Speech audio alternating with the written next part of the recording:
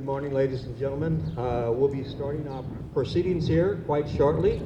The Padre the Père has just arrived, so we're in good hands there. The Milice is on hand. Here comes King Louis and Marie Antoinette to take their position up here.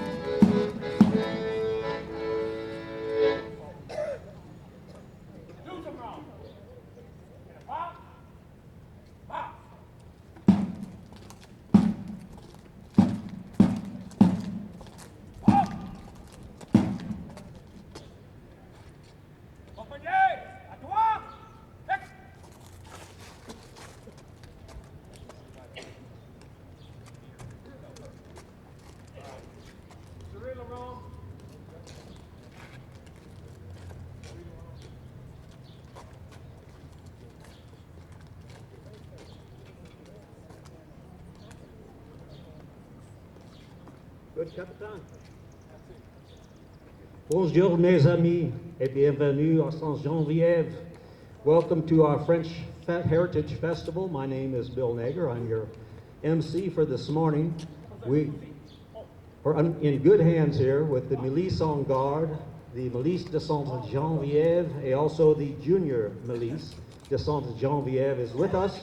And they will be leading us in a promenade at the end of the proceedings here, which you all are invited to join in, fall in behind them and the King and Queen at the end of the program here. So anyway, it's a beautiful day here today in St. Genevieve, and Sandra Cabot always makes my job so easy by typing up these notes for me. So we've done the welcoming, and thank you for joining us here. This is our 26th French Heritage Festival. Please note that we have volunteers in the crowd. Could you volunteers raise your hands if anybody, Mickey and Jack, you've got some programs. Anybody else doing that job? Programs job? John and Mary. Okay, John and Mary over here. So you might want to filter through, or maybe you've already hit everybody, but get a program, one of these with the French flag on the cover. It'll tell you what's going on today, what times and where.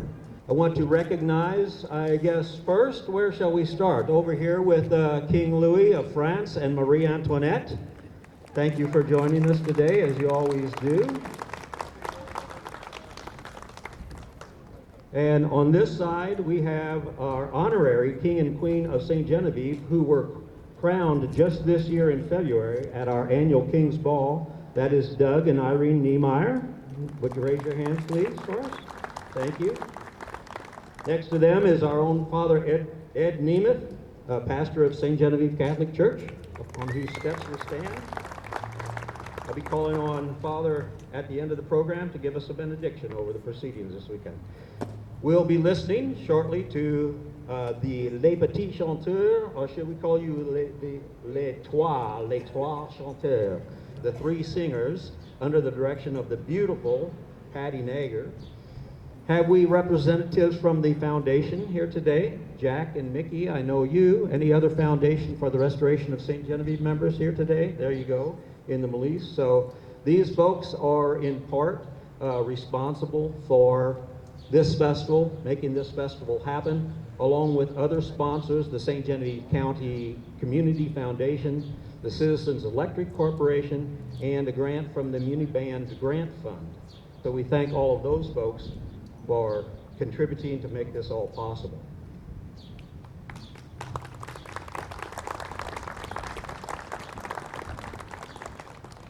You know, these festivals don't come together by themselves. We have Sandra Cabot and Kathy Grusling, the co-chairs of the event. Are you in the crowd?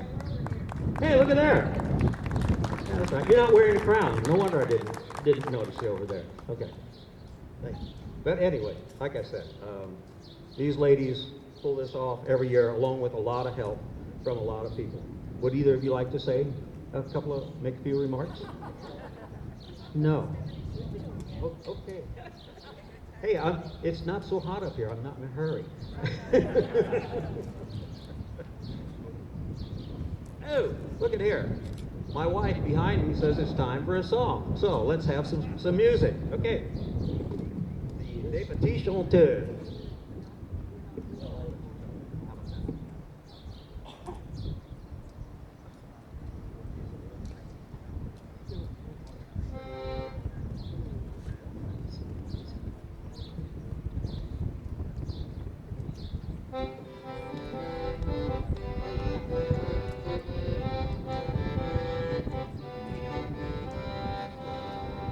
Mon rêve de la jolie Rochelle, mon rêve de la jolie Rochelle, j'ai rencontré trois jolies demoiselles. C'est l'aviron qui n'amène, c'est l'aviron qui n'amène en haut. J'ai rencontré trois jolies demoiselles, j'ai rencontré trois jolies demoiselles, j'ai poursuivi, mais j'ai pris la nouvelle. C'est l'aviron qui n'amène, c'est l'aviron qui n'amène en eau. J'ai penché aussi, mais j'ai pris la plus belle, j'ai penché aussi, mais j'ai pris la plus belle. Je l'ai vu monter de ma sur la selle.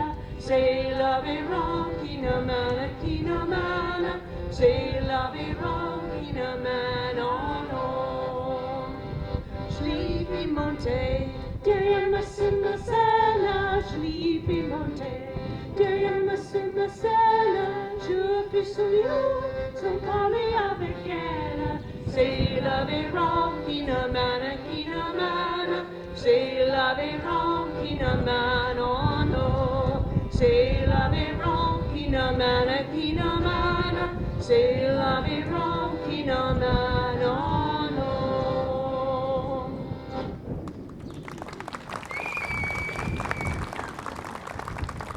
Thank you, Patty and the chanteurs. We have heard here from what remains of a 30-plus year group of children that have sung for many of our festivals here in St. Genevieve, both under the moniker of Les Petits Chanteurs when they were much smaller children, and also under the name Die kleinen Sänger when we have our German or fall festivals. So anyway, they've been with us a long time, and we thank you for that and sticking with it. So.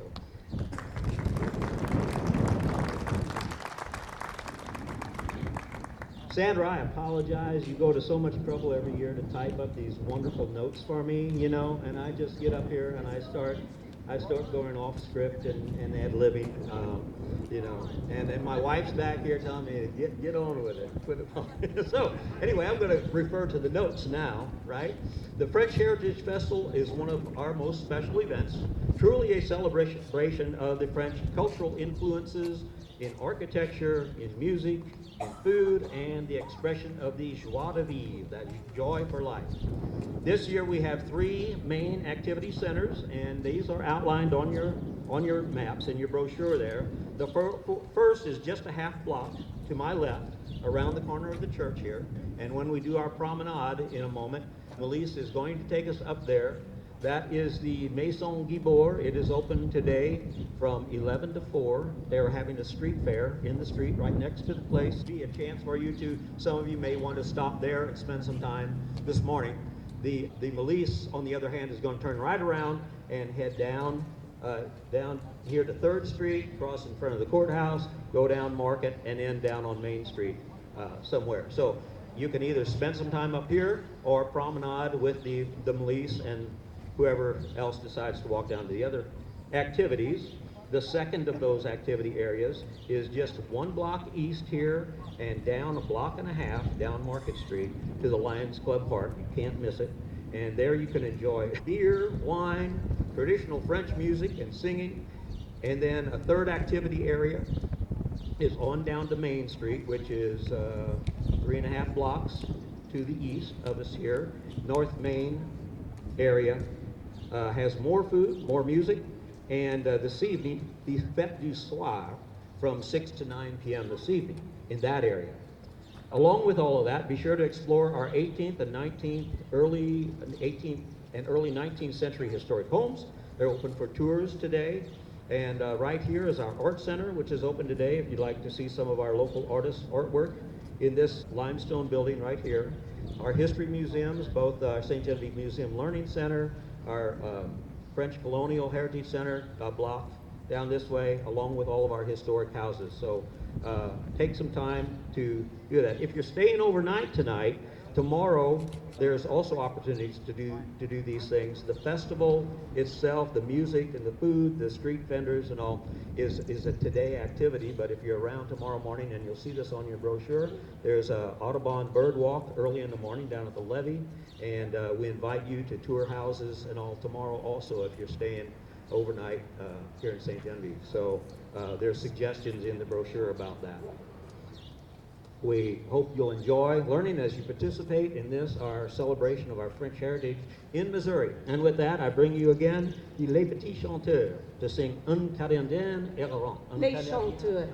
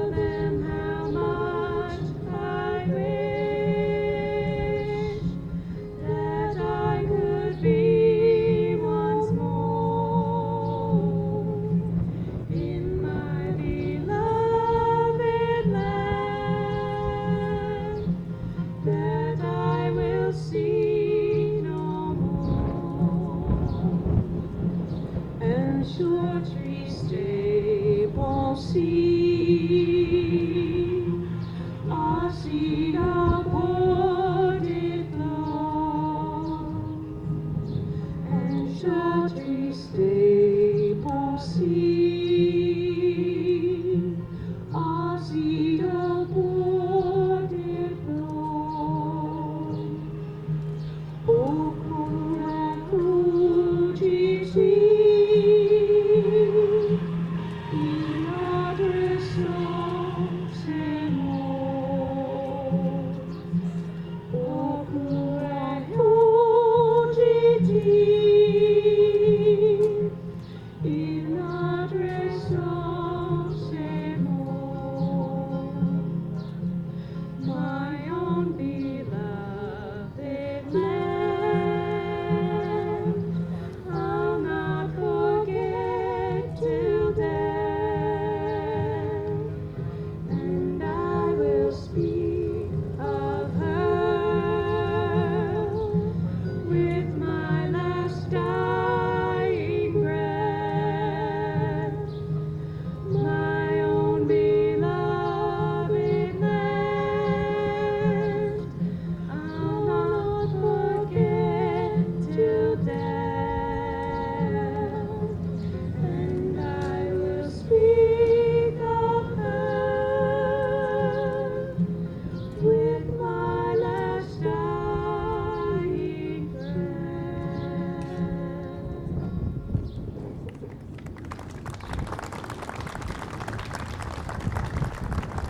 Thank you, ladies. And with that, I would like to invite Father Ed Demas to please come up and bless the celebrations.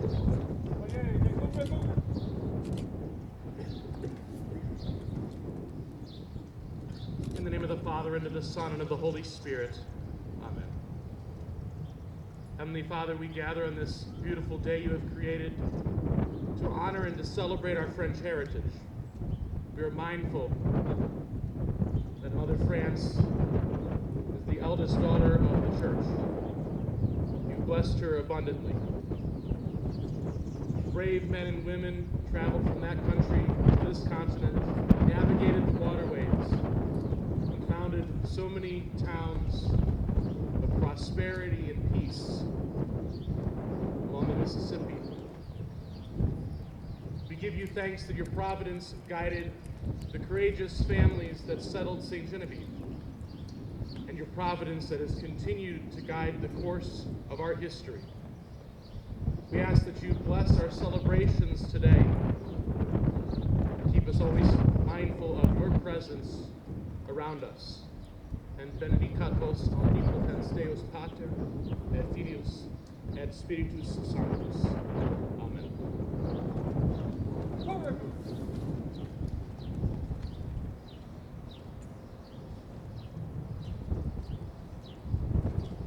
And now the police will fire their volley. And once done, King Louis will announce the proceedings, get this celebration underway. You're all invited, as I said, to fall in behind the police and the king and queen, king and queens, and follow in the promenade.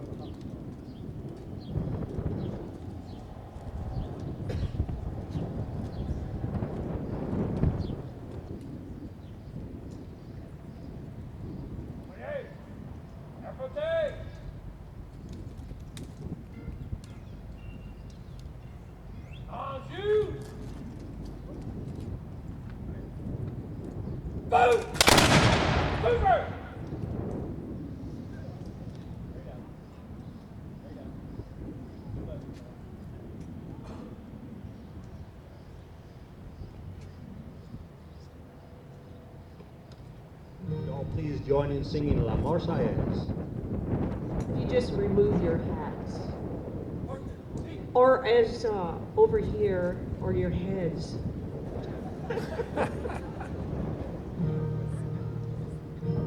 Alonso Fontana, Patria, le jour de gloire, arrivé, contre nous de la tyrannie, les tendances sanglantes élevées, les tendances sanglantes élevées. Dans les campagnes, rougir ces féroces soldats, viennent jusque dans nos rangs, égorger nos fils et nos campagnes. Aux hommes citoyens, tournez vos bataillons, marchons, marchons, que Seigneur Dieu avec l'Annonciation. Aux hommes citoyens, voyez notre voyant, marchons, que Seigneur Dieu avec l'Annonciation.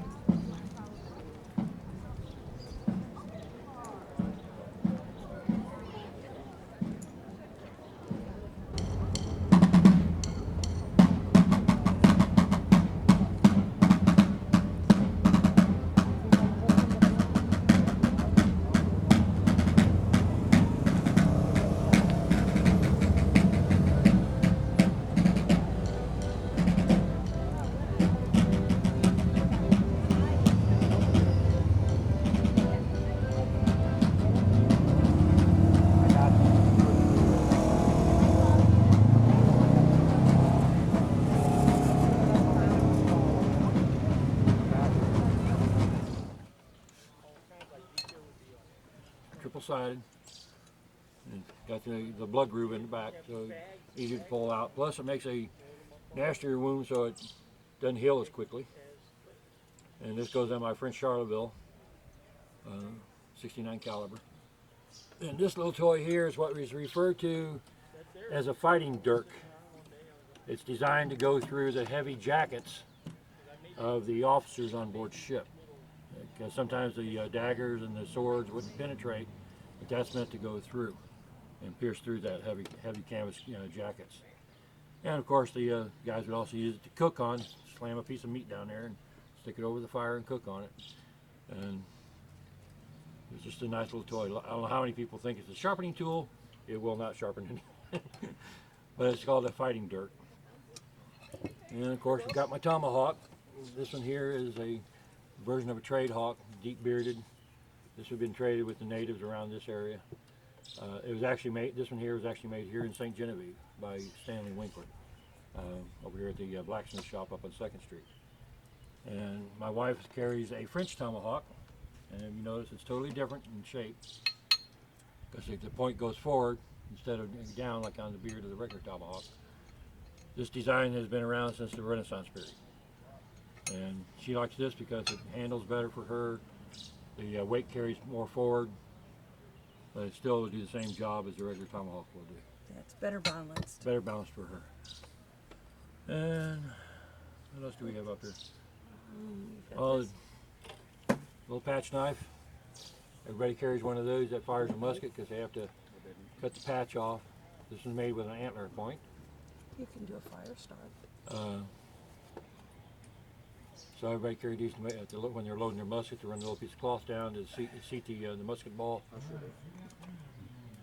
Something that George Washington did, he had his men doing, and the British thought he was very ungentlemanly like for this, is he did what was called buck and ball. And let me see, I gotta find the little ones. Oh, wait, the little ones are in here. Oh, come on, get out of there. There we go. This is the 69 caliber ball. He'd run that down the barrel first, and he'd have his men take smaller ones and drop it down the barrel in front of the big ball, turning them into shotguns.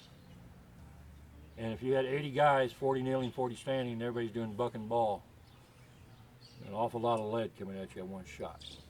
The British didn't think it was fair, so he was ungentlemanly like. But then again, Washington also had snipers up in the trees, and they didn't think that was very fair either. So let's see what else. Fire starting. And if you want, I can do a demonstration on fire starting. So I'll get that out of the way. Yeah, it should be in there. Hold it. Give her that. Oh, you can shoot the cannon too. Shoot the mini cannon. Everybody on the frontier carried one of these little kits. Mine's a little bit bigger because I usually take longer walks through the woods than most people. You could be on Survivor. I'd have to have my kit. Okay. Get everything out of here. I need the other one. You need the sandbox. Yeah, I could use the sandbox.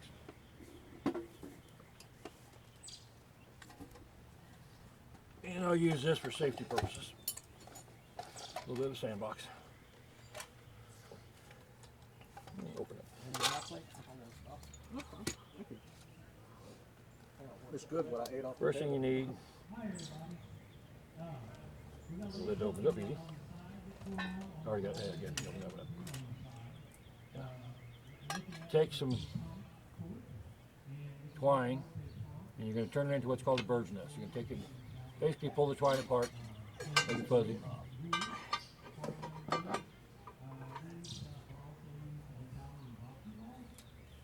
And you should have your kindling and stuff like that ready when you do this, but this will just give you an idea how to get it going.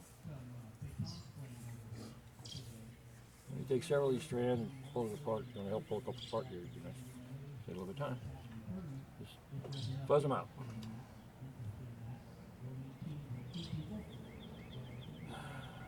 That's pretty bird scene.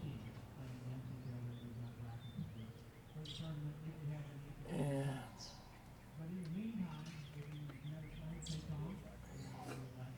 one or two more. Fuzz these out. some guys would actually go looking for actual bird's nest and use them because they had a lot of dry stuff in it, thin stuff. Okay. That's right. This is called char cloth. You basically take a piece of cotton material, put it in a small tin, close it up, put it in a campfire. After so long, it'll turn it into charcoal. Put that into the center of your bird's nest. Put a little bit more in there. Then take flint and steel. I like to strike down so the sparks go down. Some people do it the other way and the sparks have a tendency to come up. Now I want to get a spark to land on this black stuff. And I'll know it hit right because I got a glow, which I already got.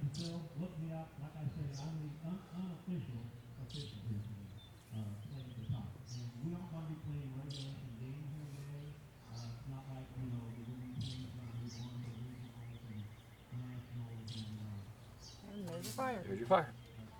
And you start building your kindling up on top and build your fire up and you're ready to go. Hopefully you have something to cook when you get done cooking it. Now you ought to set off the cannon. Yeah, she wants the cannon. I have to have your thing again. Ooh, that's hot, that's hot.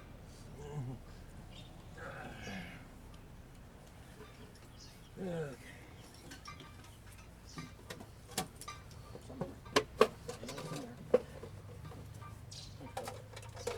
What I ate off the table was really good. Okay, minigun. You ain't eating. Do what? Since you're not eating. Oh, do it, man. I wanted you to have that. Yeah, here's some other. It was almost out. There. Let's put them on side. It's just a miniature can used for waking people up. Just a little fun to A little fun toy. Do all that stuff on the side. 24 grains of powder. And the barrel. A little bit of wadding.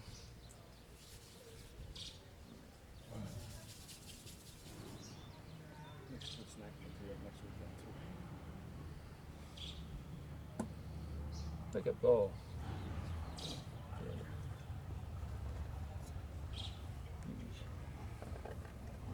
It's charcoal.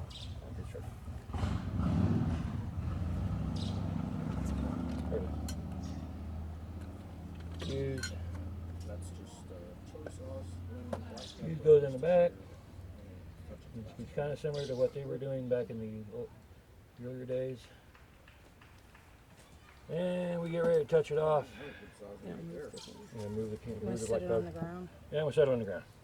Just out of for safety Oh, purposes. just use them. Oh, sorry, dear.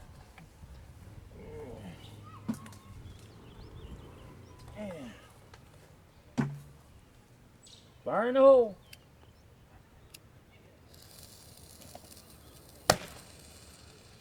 Just enough to wake people up. Or to get attention. Or to get attention. They had a mold, and it's like these here. Are chevron beads, and they had a mold. Like whenever they would blow glass, Right. they would get whatever their base color is, and they would put it on the end of this metal blowpipe. Then they would shove it down inside of this mold, which would, it was like a 10 or 12 point mold. Then once they got it shaped to that, then they get another color glass and put over the top of that. And then they would shove that down in the mold. And they keep going over and over and over until they got all their colors in there. Oh yeah. Thank you for sharing. You're welcome.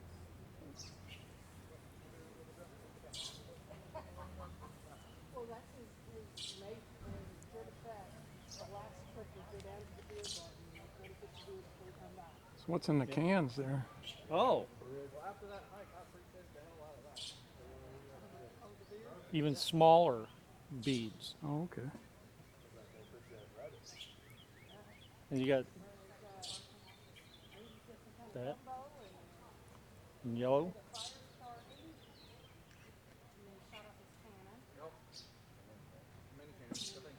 Then the white. Wow. And there's probably, I'd say close to 1,000 beads right there. Is that right?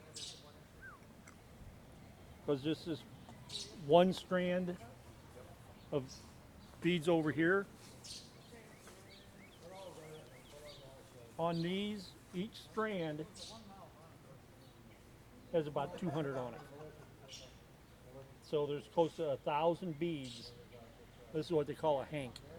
A hank? So there's about 1,000 beads right there.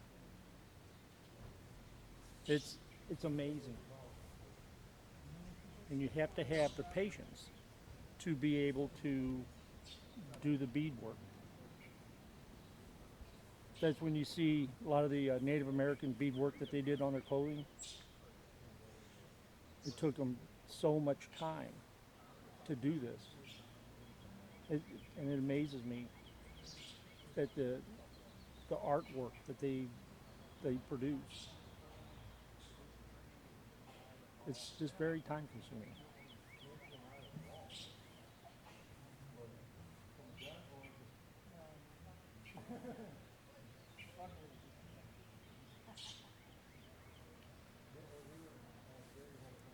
Colonial era games, things kids would play. They didn't have iPads and computers and televisions. Oh, that's a Civil War rattle that you're hearing over there. But they had a variety of board games. This is what we kind of recognize as checkers, but it was called drafts back then. Drafts? Drafts. This is a game that came with the Africans, and St. Genevieve had about 30% African population during the colonial period. And this is a game called Mancala, and you're trying to get, you start out with 4 beads in each one, and you play it like this, each side, and then you move beads, and you're trying to get all beads empty on one side. This is a game called Fox and Geese. So it starts out like this, only there is another geese there. Actually, it starts out like that.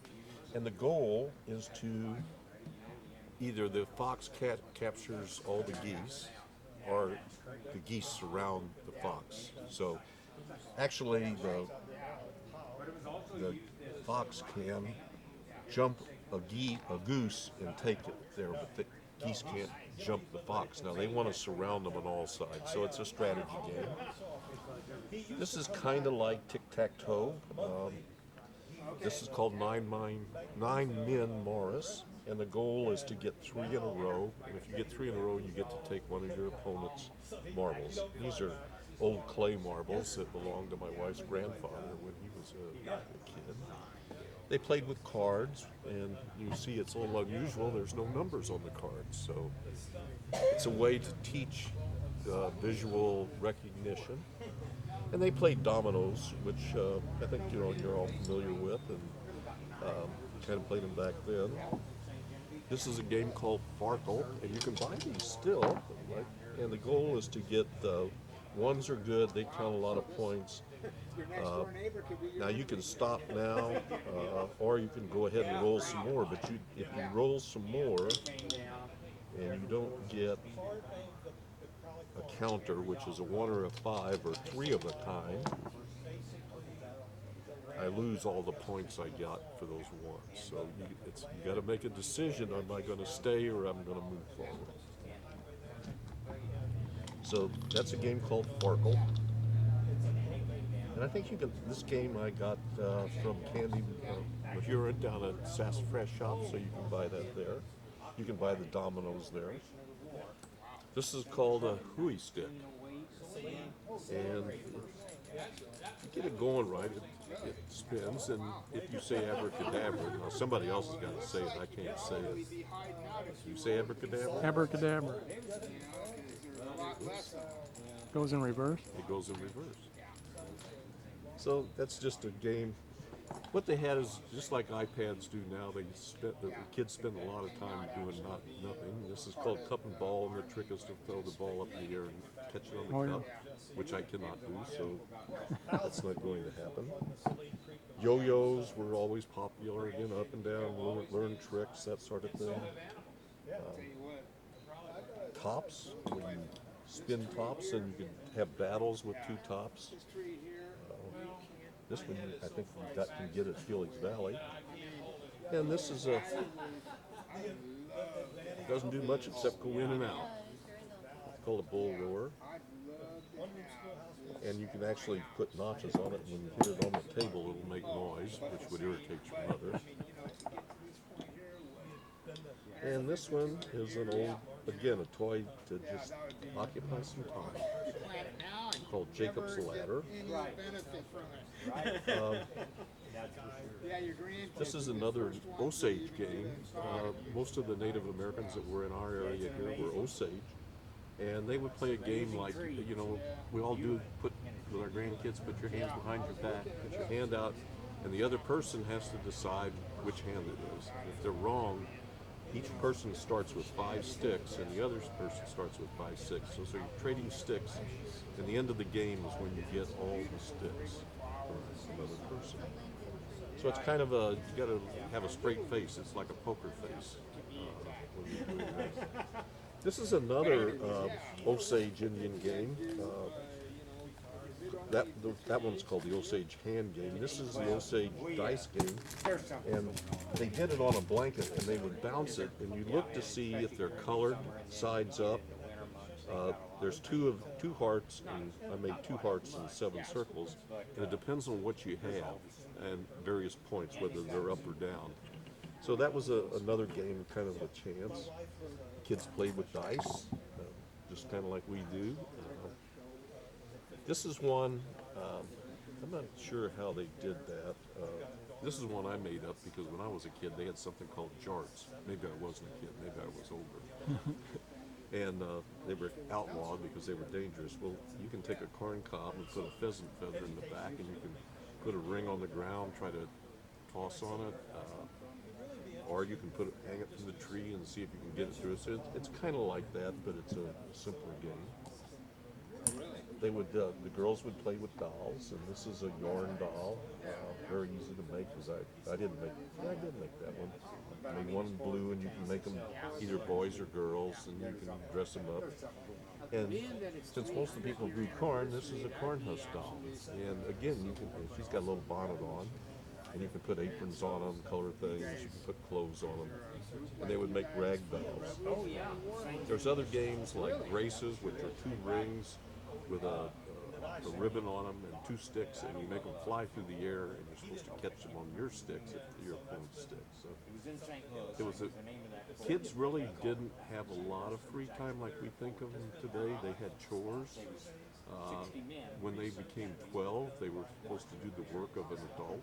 So, you know, it was a different time, and the young kids were expected to do things. But when they did have times, even African enslaved people, they would have time on Sunday and stuff, and they would play games like Man Color with the kids. This is called Shut the Box. And you roll the dice, and so you got a 6. So we're going to turn the 6 over. 11. That's a good roll because those are really hard to get up there. And you keep going on this until you can't do anymore. There's a 6. Well, I've already got a 6. So what do I do now? I can use a 5 and a 1 or a 4 and a 2. You all enjoy your day. So I'm going to do a 4 and a 2. I got a 4. Okay, all I can do is a 3 and a 1. I'm telling you, I'm on a losing streak here, I can tell. I don't know. He's too much in the gambling with ball. 9. The French really like to gamble. They like a game called Vingt et Un, which is called 21. You didn't try to build a casino back then, did they, Bob? No. Come on, I need a... I'm done. I can't make a 4. So I didn't shut the box. And that's a game that teaches kids mathematics because you've got to add things together. It teaches skills. Do they use a 4 and a 2 or a 5 and a 1? So It's another good game for kids. It's called a walking stick. I've been trimming on this. Feel how smooth that is. I know what a walking stick. You know what a Yeah, but walking is stick yours that smooth? Have you ever? All right, so here's what I want you to do. This is called a shaving horse, okay? Shaving horse is used to use to make shakes and shingles. They're called shakes or shingles. They're kind of like on top of this building here. That's what these are. So they were flat on one side, and then they would use this shaving horse and the draw knife to make it angled so they can put these on the roof. I'm using it to make, like, see this pin here? I made it out of hickory, right? So I started out with something this big around to make it that small, because that's all bigger. But what you're going to do is, you ever hear of Tom Sawyer? Well, you might not. I'm trying to think of who they. Oh, so Farmer Boy in Farmer Boy, his dad would make shingles in the winter in the attic, and he would probably have something sort of like that. I'm thinking like Tom's. You mean like Laura in that Yeah. time? The book about her Yeah, husband. I'm thinking like Tom Sawyer getting people to do his work for him, like paying expense. So I was seeing you, so basically you do this. that is correct. So let me get one here that's not quite so sharp. Maybe he's gonna let you. How do you not hurt yourself? Like you're How do you literally not- doing this. He's gonna show you You're how gonna- not to you're gonna- hurt yourself. here's You're gonna what you sit do. on there with him, and he's gonna show you. Yeah, here's what you do. So you stick this on here like that. You put this in your feet on here like that. And then when you draw this knife towards you, you keep your elbows in. So like, when it comes like this here, and I'm going to let you do here because there's none. But when you come in like this and your elbows hit your side, you won't hurt yourself. So this one's not quite as sharp as my other one. But we're going to get it on there. All right. Oh, fun. All right now. Go ahead. Yep, get on there and scoot forward. You're going to have Gotta to be scoot real forward. way close. All right. Let me see. All right. This is scary. It's No, not going to it's be not. scary because he's going to show you how to do it. You All don't have right, to put do your it. feet on this right here, both feet, one on each side. Push hard as you can. All right, now pull on this here. No, I Pull on started it. coloring it. All right, with what you're art doing is you're pushing with your feet. This is acting like a vise, and this is going to hold this in place. All right, so here's the draw knife. You take it like this here, pull it toward you. We're going to let you go to this knot. This knot's going to stop you. There you go. Good job. Yeah, This that's was perfect. in crochet cloth. That is perfect. There you go. And instead of making it into a blanket, she took and put it on. I've seen my dad do a lot of wood stuff when Oh, I have was you? younger. Yeah? Yeah. Does he have a draw knife? No. No, he uses electric stuff? Well, we do have draw knives, but we don't We have a used horse. to do like lots of building stuff Okay. until All right, now let me have this back. We're gonna let you stay there. You're not done yet. Oh no, you're not getting paid by an hour. This is piecework. So I'm gonna give you what's called this here's called a So anyway, shaving it's her horse. fault. All right. I want to do this with my uncle. Not shaving. This is called a spoke shave. Oh, there she is. And what you do is you take it like this and put your thumbs there like this, so you can put your. That's good. Yeah, and I might be You take your thumbs like that, and you see how this here wood's all shiny right here? That rests on the wood. Okay, draw it towards you, just like this. There you go. Yeah, it's perfect. not all like this. Yep, you're doing great. That is where mine touches. Oh, okay. It's a silver bracelet. Hey, you're really good at it. Alright, and once you Why get is that, it purple? yeah. Because that's just what's in the wood. Alright, so let me hand that back. Now this here's called a scraper, okay? So what we're gonna do is you feel like you got like a little knot, a little ridge right there. You feel that ridge? Take your finger around it like that. Feel that ridge right there? We're gonna use this scraper to get rid of that What do ridge. you mean ridge? Oh, this is like a high spot, like a bump, yeah. Feel that bump? Yeah. Right now, this here is the same. This here is the same concept. Put your thumbs here. This here rubs on this here, right? Okay. And it's called a scraper. There you go. There you do good.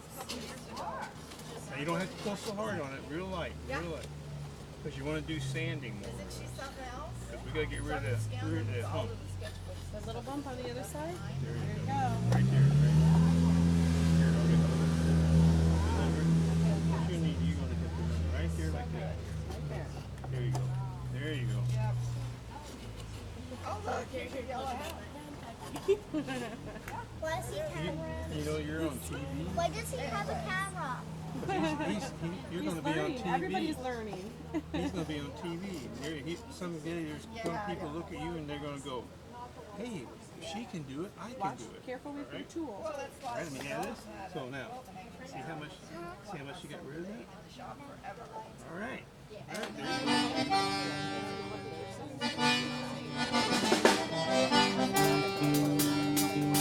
All right, everybody, we're getting ready to play some music. Let's do some Cajun and Zydeco. We're going to be here all day, it seems like, so at least some of us. And we'll get kicked off here. We'll do some Louisiana music for you for the next couple hours.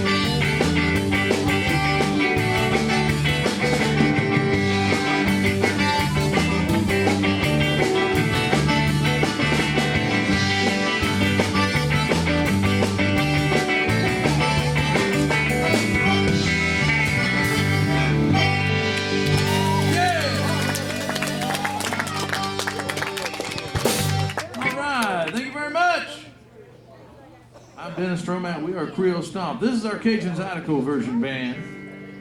We'll have a band playing later today that's less pretty clear. We're going to be doing our trio, doing more Missouri, Illinois, French music. This is going to be all stuff from Louisiana. So we'll have to admit we're a little tired again. It seems like every time we come to this festival, we're exhausted. I think probably has something to do with the fact that we always have just hopped off on a plane from Connecticut, and that just happened again last night. In fact, last night we actually flew in from Boston and flew into Chicago last night, drove south, got about 5 or 6 hours sleep, and here we are. Oh my God. So we're not as young as we used to be. You know, we might look. I remember about 4 years ago at the same deal we were flying into this area from out east. I really don't know where I was at. And that morning, I looked out the plane window and I said, well, looky there. There's the Statue of Liberty. And that evening we were here. That's right. Yeah. I know. Tell you about it. Of course, it's a lot easier flying than driving like we used to do. It's true. We used to drive from Rhode Island all the way back. That was pretty insane. But anyway, so we're going to mix it up. We'll do some music for you. If you don't understand some of the lyrics to the words, that's because they're in French. You have just determined yourself to not speak French if you don't understand some of the words to some of these songs. But even our French is not standard French. I don't even when we're doing Cajun Zydeco songs, I'm not even speaking in Cajun really, because I don't speak Cajun French. I speak Missouri French. So it's always been kind of fun. Anyway, we'll tell you what, let's jump down and do Going Back to Big Mama.